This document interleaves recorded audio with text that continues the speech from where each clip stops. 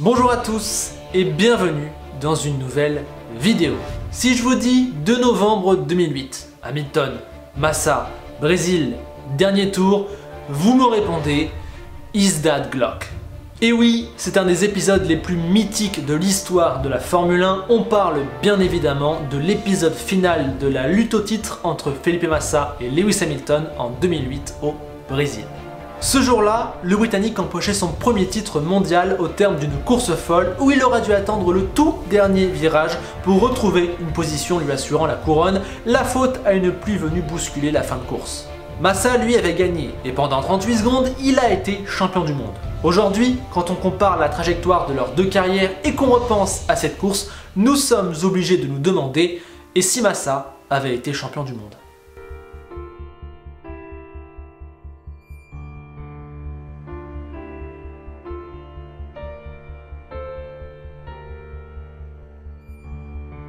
Et oui, pour qu'on puisse modifier la suite de l'histoire, il faut déjà que Massa soit champion du monde. Pour s'y faire, on peut s'y prendre de plusieurs manières. On peut imaginer qu'Hamilton abandonne, on peut imaginer que Massa gagne une autre course, qu'on lui fasse gagner une place par-ci, qu'on fasse perdre une place à Hamilton par-là, mais on va faire plus simple, on va imaginer qu'Hamilton ne passe pas Glock. Pour ce faire, il faut se rappeler de ce qui s'est passé en course. Hamilton était tranquillement 4ème, une position qui lui suffisait pour être titré car il lui fallait un top 5. Mais la pluie s'est mise à tomber et tout le monde est passé au pneu intermédiaire, sauf Glock qui a pris le pari de rester sur la piste. Lewis est alors tombé 5ème, ça passait, mais il n'avait alors plus droit à l'erreur. Le gros problème, c'est qu'il ne pleuvait pas assez et que les pilotes en intermédiaire étaient en grosse difficulté. En se faisant dédoubler par un retardataire, le Britannique fait alors une erreur et un Vettel extrêmement pressant depuis le début passe. Lewis est 6ème, Massa est titré. Dans la réalité, la pluie se mettra à tomber, condamnant le pauvre Glock. Mais ici, les nuages brésiliens stationnés au-dessus d'Interlagos vont se retenir. Le pari de Glock était le bon. En ne changeant pas de pneus, le pilote Toyota obtient une 4ème place. Martin Brundle ne prononcera jamais les mots « Is that Glock going slowly ?» Felipe Massa est champion du monde.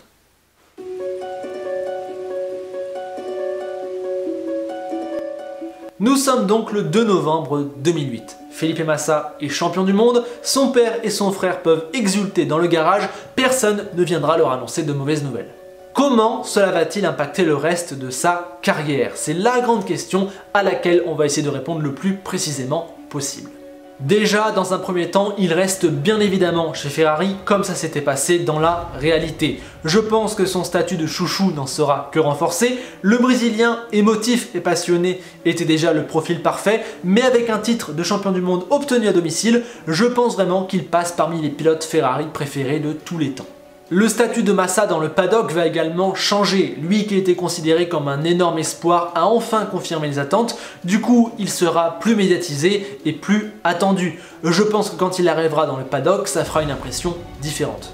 Mais sinon, à part ça, je pense que rien ne change à l'entame de la saison 2009. Le fait que Massa ait été titré ou non en 2008 ne change pas le fait que Ferrari va un peu rater son développement et cela n'empêche pas l'émergence de Brown GP et de Red Bull. Du coup, titre ou pas titre en 2008, Ferrari et Massa seront en retrait en 2009. Ainsi, je ne change rien, notamment ce qui s'est passé en Hongrie. Malheureusement, le fait qu'il soit champion du monde ou non ne change rien à ce concours de circonstances où un ressort de la Brawn de Barrichello vient le frapper dans le haut de sa visière et provoque le grave accident que l'on connaît.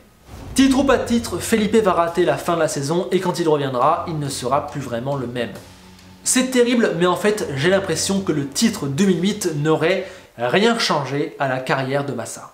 Hormis impacter le résultat brut de la course brésilienne et donc le classement final du championnat du monde 2008, j'ai l'impression que ça n'aurait rien changé pour après 2008, notamment à cause du développement raté par Ferrari et de l'accident de Budapest. Mais allons plus loin ensemble, quels détails auraient potentiellement pu changer dans la suite de la carrière de Massa ?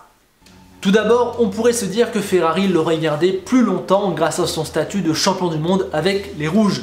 Ok, mais en fait Ferrari l'a déjà gardé beaucoup trop longtemps. Sportivement, ces saisons 2010, 2011, 2012 et 2013 sont vraiment pas bonnes. Il se faisait laminer par Alonso alors qu'il y avait des bons jeunes ailleurs et il restait quand même en poste. Je vais pas sortir les chiffres, Ok, bon, je sors les chiffres. Alors c'est assez gros, en 4 saisons, Alonso a marqué 1029 points contre 496 pour Massa, c'est plus du double, il y a 533 points d'écart, ça fait 130 points d'écart en moyenne par saison, je ne sais pas si vous vous rendez compte. Alonso a aussi gagné 11 fois sur la période, Felipe 0, et niveau podium, on est sur un 43-13. Bref, en réalité, c'est déjà un miracle que Ferrari ait gardé Massa jusqu'à fin 2013. Donc champion du monde ou pas, c'était pareil en fait. Allez, on peut se dire qu'il l'aurait gardé quoi, un an de plus en 2014 à la place du retour de Raikkonen? D'une, ça change pas grand chose, et de deux, j'y crois pas trop, donc tout ça me fait vraiment dire qu'en fait, ça n'aurait pas prolongé son aventure chez Ferrari. On peut même imaginer le scénario inverse. En tant que champion du monde, il n'aurait peut-être pas survécu à une telle humiliation face à Alonso, peut-être que tout le monde lui serait tombé dessus, et ce qui pourrait le pousser dans une spirale très négative. Peut-être qu'en fait son statut de champion du monde ne l'aurait pas aidé, mais l'aurait obligé à performer, ce qu'il n'a clairement pas fait. Ainsi, si ça se trouve, Ferrari l'aurait viré plus tôt à cause de son titre, et c'est un Pérez par exemple qui débarque chez les Rouges. Mais bon, là non plus, je n'y crois pas trop, je pense vraiment que Ferrari l'a déjà protégé sans titre, alors avec un titre il aurait été le chouchou, et il serait resté jusqu'en 2013, avant de trouver une opportunité chez Williams je pense. Deuxième piste à explorer, la thèse qu'il aurait potentiellement pu quitter Ferrari. N'arrivant pas à performer et bénéficiant d'une bonne cote grâce à son titre, il aurait peut-être pu trouver une opportunité ailleurs. Mais là aussi, j'ai beau faire le tour des écuries, je ne trouve aucune opportunité crédible. Red Bull avait un duo Webber-Vettel trop performant pour en changer, amener un Massa aurait amené de l'instabilité et je ne vois pas Felipe dans cette écurie. Ensuite on a quoi? McLaren, Mercedes, Lotus, je n'y crois pas non plus. Dites-moi si vous voyez une opportunité de départ pour Massa chez Ferrari au début des années 2010. Personnellement, je n'en vois pas, ce qui renforce encore la thèse selon laquelle rien ne bouge après 2008. Dernière chose qui aurait potentiellement pu être différente, c'est son rapport avec Alonso. Son statut de champion du monde aurait peut-être plus pesé dans la balance. On pourrait se dire que Ferrari l'aurait plus soutenu et qu'il aurait été en meilleure position pour s'en sortir, mais Alonso l'a tellement écrasé que ça n'aurait changé que des micro-détails. On parle de 1000 points contre 500, l'écart est trop énorme. Même si Felipe s'en serait mieux sorti politiquement parlant face à un Alonso très habile, il n'aurait jamais comblé un tel écart. Et même dans le cas le plus extrême où on imagine que son statut de champion du monde l'aurait surprotégé et qu'il aurait plus gagné la bataille politique face à Alonso, eh bien il n'aurait quand même pas été champion du monde. Allez, tout au plus, il aurait pris 2-3 victoires, mais c'est tout, il aurait gagné en Allemagne, et voilà, je pense que voilà, ça aurait un impact au final très limité. Déjà que je n'y crois pas, le résultat est vraiment très négatif. Bref, tout ça me fait dire qu'en fait, même en étant champion du monde en 2008, Massa fait la même carrière derrière. Et du coup, l'idée selon laquelle il aurait pu prétendre à une meilleure carrière si Hamilton n'avait pas doublé Glock, eh bien, je n'y crois pas. Pour moi, c'est un mythe. Dites-moi si j'omets un détail ou si vous avez un avis différent, je serais ravi de l'entendre. Mais selon moi, hormis le tampon champion du monde, ce qui est ok et déjà énorme, eh bien, après 2008, rien ne bouge pour Massa, la faute au développement raté de Ferrari et à l'accident de Budapest.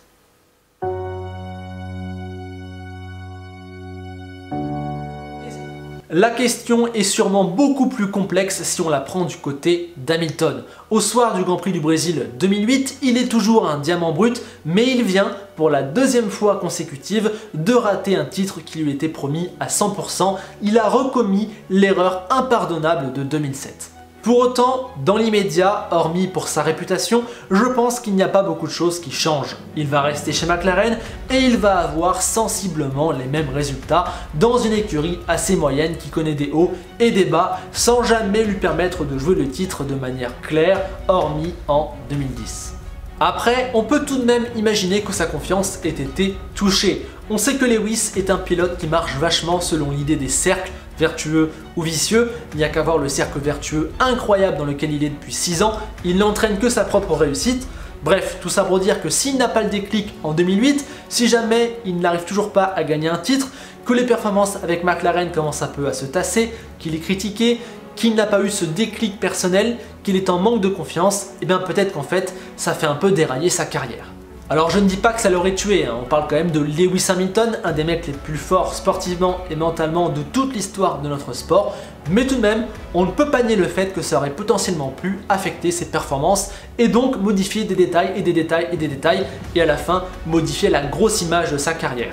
En gros, dans le pire des scénarios, on peut imaginer qu'il perde confiance, qu'il ait mauvaise réputation et que les résultats en dents de scie de McLaren contribuent à le dévaluer. On ne peut pas nier que ce scénario existe, même si je ne lui accorde qu'une petite probabilité de chance.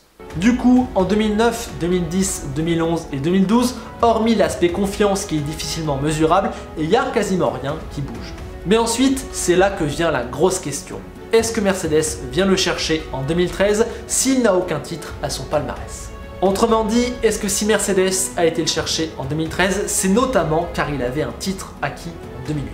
À mon sens, on répond à cette question en répondant à la question suivante, c'est-à-dire dans quelle mesure sa confiance a été touchée par le manque du titre en 2008. S'il a été capable d'aller chercher les mêmes performances même sans le tampon champion du monde, alors oui, Mercedes et Lauda viendront le chercher. En revanche, si sa confiance a été touchée, si ses performances ont été touchées, alors on peut réellement se poser la question, si ça se trouve, il n'aurait pas montré les choses qui ont fait que Mercedes est venu le prendre. Et là, on ouvre un arbre à plusieurs branches aux possibilités infinies. Première branche, Mercedes décide de le prendre quand même. Ça pose une deuxième question. Est-ce que l'histoire est exactement la même que l'on connaît? Si oui, fin de l'histoire, quoique quand même il n'aurait que 6 titres, ce qui change quand même pas mal la donne par rapport à l'histoire que l'on vit actuellement. En revanche, si l'histoire n'est pas la même que celle qu'on connaît actuellement, alors là c'est le gros bazar. On peut imaginer un Hamilton moins tueur et moins confiant et on peut vite se retrouver avec un Rosberg qui compte 2 ou 3 titres. Du coup Hamilton aujourd'hui il a quoi? 1, 2, 3, 4 titres? La répartition aurait pu être bien différente. Et du coup, Rosberg, il ne prend pas sa retraite en 2016 vu que la lutte est moins acharnée. Et du coup, Bottas, il monte jamais chez Mercedes. Du coup, Russell, il est où? Enfin bref, vous commencez à comprendre. Il y a des milliards de scénarios et on va s'arrêter là car en choisir un serait purement arbitraire. Et de l'autre côté de la branche maintenant, que se passe-t-il si Mercedes décide de ne pas le prendre? Déjà, Hamilton, lui, qu'est-ce qu'il fait? Il reste toute sa carrière chez McLaren, il s'en va directement, il reste plusieurs années. S'il s'en va, il va où? Il prend la suite de Vettel chez Red Bull, il va chez Ferrari, il tente un pari à la Lotus. Bref, là aussi, on ne peut pas imaginer ce qui se serait passé si Mercedes ne l'avait pas pris. Et du côté de Mercedes, qui prenne à sa place? On peut imaginer dans un premier temps que Schumacher serait resté plus longtemps. Mais du coup, ça veut dire que Schumacher aurait eu l'occasion de se battre pour un titre mondial. Du coup, aujourd'hui, il en aurait 8. Et Hamilton, seulement 1, 0, 3. On ne sait pas, c'est complètement dingue. Ou alors du coup, c'est Rosberg qui enfile les titres et qui aujourd'hui est considéré comme un des meilleurs de l'histoire. Et qui vient après chez Mercedes? Perez, Hülkenberg, Vettel, Alonso. Bref, là aussi, les scénarios sont tous infinis. Et on va s'arrêter là, car on ne peut pas imaginer une histoire précise.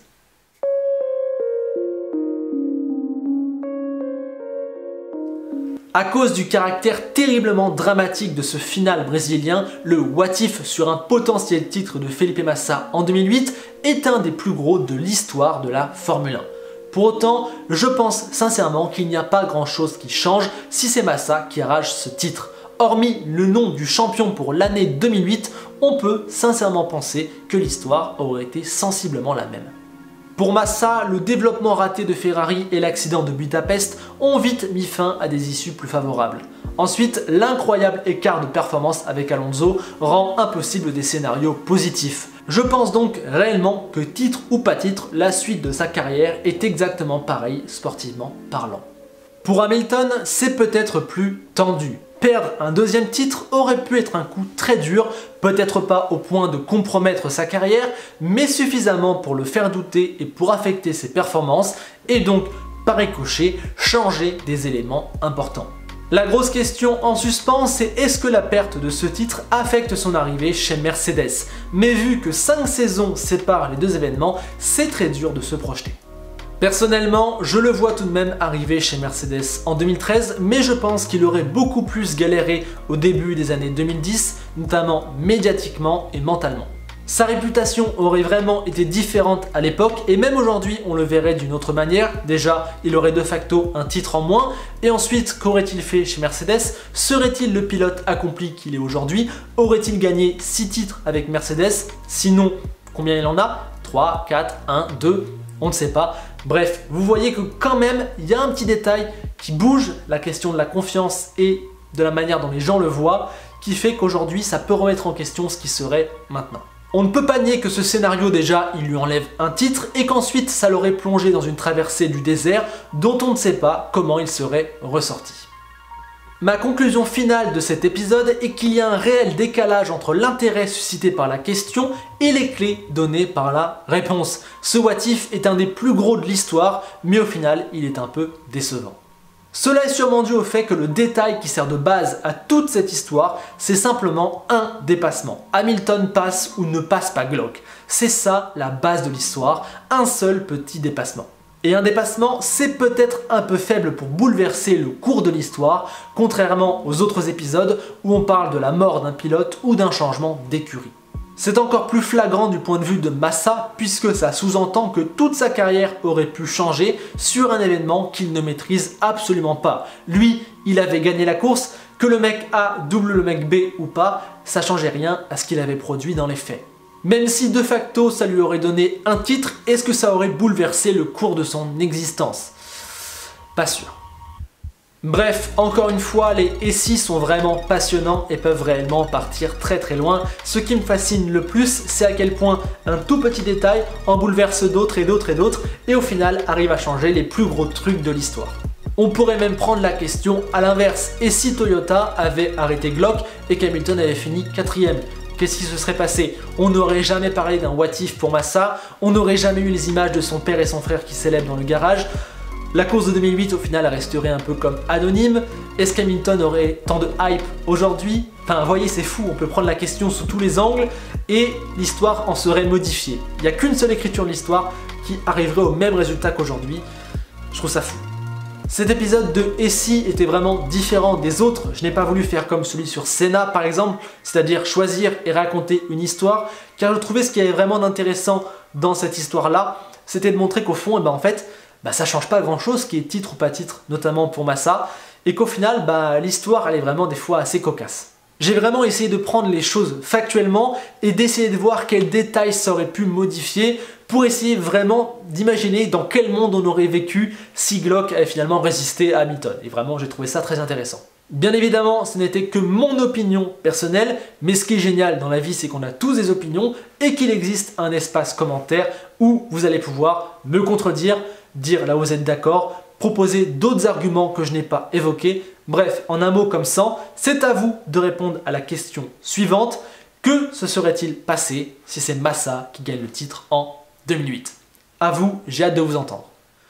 Bien, c'est ainsi que je vais terminer cette vidéo. Comme d'habitude, je vous remercie pour tout votre soutien. Si la vidéo du jour vous a plu et que vous aimez mon travail, n'hésitez pas à me soutenir.